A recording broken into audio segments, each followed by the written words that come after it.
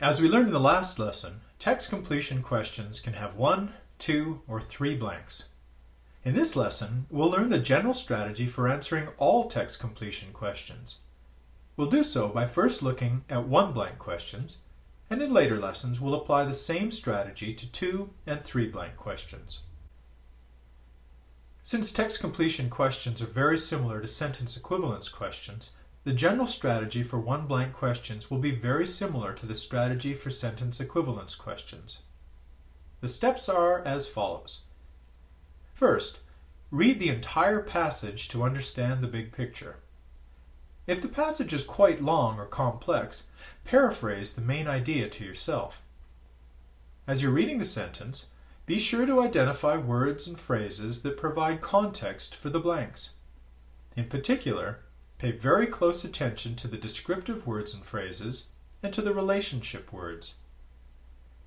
Once you've identified key words and phrases that provide context for the missing words, predict a word that fits each blank. More importantly, be sure to make this prediction before checking the answer choices. Because the GRE test writers like to include several appealing yet incorrect options, it's important to make our predictions before checking the answer choices. Otherwise, you'll waste a lot of time trying to verify whether or not each answer choice completes the sentence. Now, before we examine each step in greater detail, I want to point out that the second step here is, by far, the most important component of the general strategy. If we were unable to identify words and phrases that provide context for the missing word, there's no way we can determine which words best complete the sentence. So given the importance of this step, we'll cover descriptive words in this lesson and relationship words in a future lesson, once we've had to practice with a few questions. Since the strategy is all about context, the main question you should be asking yourself as you read the sentence is, does this word or phrase provide context for the blank? Does this provide context for the blank? Does this provide context? Well, you get the picture.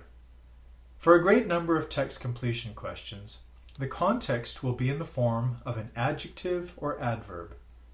These are words and phrases that describe things or actions. Always be on the lookout for words and phrases that provide some sort of descriptive information. Okay, let's try out our strategy with this question. As we read the sentence, we see that it concerns a server apologizing for spilling water. The missing word describes the apologies, so we need to find a word in the sentence that does the same. There are 2 descriptive words in this sentence, excessive and upset. Upset describes the customer, so that doesn't help us here. The word excessive, on the other hand, describes the customer's characterization of the server's apologies. So this is the telltale descriptive word in this sentence.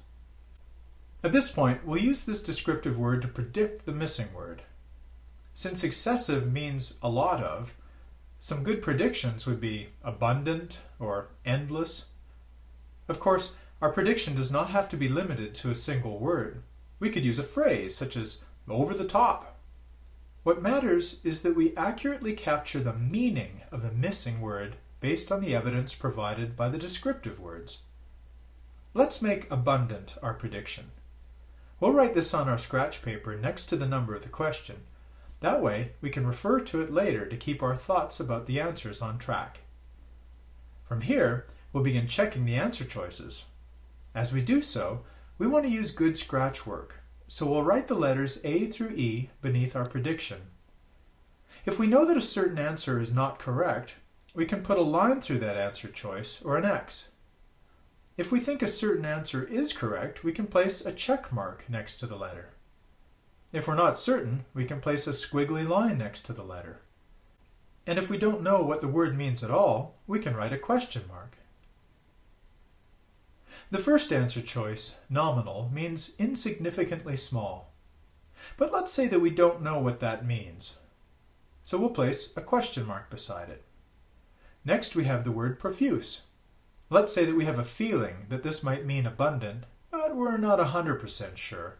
So we'll put a wavy line next to this answer choice. Answer choice C, insincere, is an example of a common trap answer on the GRE.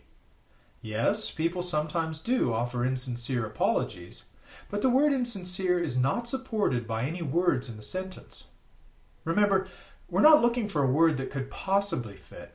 We're looking for a word that is clearly supported by the context of the sentence. Here, the context word excessive tells us that the missing word is something similar to our prediction, abundant. Since insincere and abundant are not similar in meaning, we can eliminate C. Answer choice D, inept, is also a trap answer, because we're told that the server spilled water, which could be perceived as inept. But inept is a possible description of the server, and we're looking for a word that describes the apology. As such, we can eliminate D. Finally, we look at answer E and realize that subtle is not at all similar in meaning to excessive. Let's eliminate E. At this point, we have two answer choices remaining. Since we aren't sure what nominal means, and we're fairly certain that profuse is the same as excessive, we should select answer B, which in fact is the correct answer. Now keep in mind that if we aren't very confident about answer choice B, we can still select B, but we can also mark this question to review later on if we have time remaining.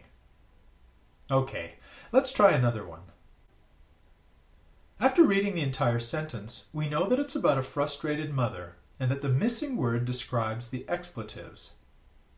Here we have some strong descriptive words and phrases such as exhausted, all over the floor, and yet again. Unfortunately, none of them is very useful. Here, exhausted describes the mother, and the phrases all over the floor and yet again both describe the throwing of the dinner. We're looking for a word that describes the expletives, and in this case, our big clue is that expletives is written in the plural form. So we need a word that describes a group of more than one expletive. Since the word bunch is clearly supported by the sentence, let's write that as our prediction alongside the question number. Now we'll check the answer choices. First, we have rampart, which is a defensive fortification. This does not match our prediction, so we'll eliminate it. Next, we have herd, which is a word for a bunch. However, herd is used only for a bunch of animals or people. It isn't used for a group of words, so let's cross it off. Next, we have shard, which is a piece of something, such as glass. This is not correct, so we'll eliminate C. Next, there's spate. If we don't know this word, we'll place a question mark next to it. Answer choice E, Q, refers to a lineup, typically a lineup of people or cars.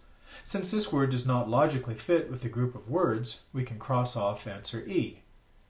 That leaves us with D, which is our only option.